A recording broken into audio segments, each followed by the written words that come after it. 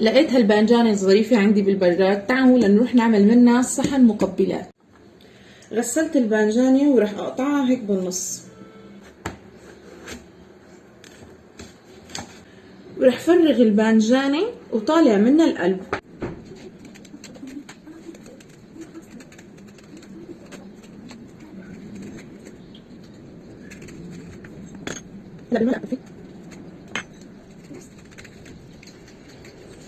البذور اللي بتطلع معكم هيك شيلوا على جنب.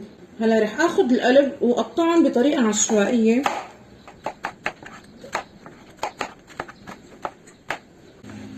ورح اخذهم انزل فيهم بالمي السخنة. رح خليهم يغلوا لحتى يستووا. هلا بعد ما استووا بشيلهم على الغسال حتى يصفي منهم الماء. بزيت حامي على النار رح انزل بقرن فلفل وبصلة مفرومين ناعم، بتخليهم لحتى ياخذوا لون. هلا بس اخذوا لون هيك بضيف عليهم معلقة ملح، معلقة كزبرة يابسة، معلقة صغيرة طبعا، ورح انزل عليهم ببندورة مفرومة ناعم. انا فارمة 3 حبات. يا سلام ريحة الكزبرة. وهلا بغطي عليهم بتركهم لحتى تستوي البندورة. بهالاثناء هلا انا دقيت هون 3 سنون توم، رح انزل عليهم بالبانجان اللي سلقناه.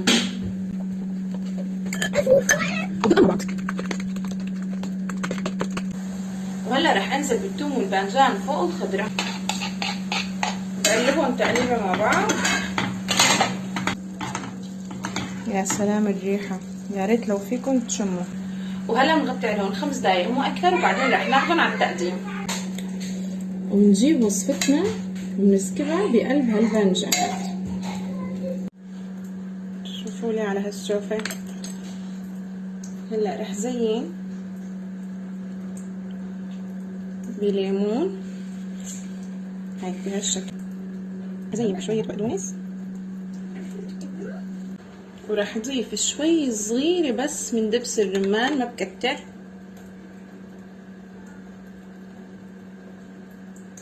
هيك ويلا خلونا ندوق. وطبعا فيكم تاكلوه سخن وفيكم تاكلوه بارد.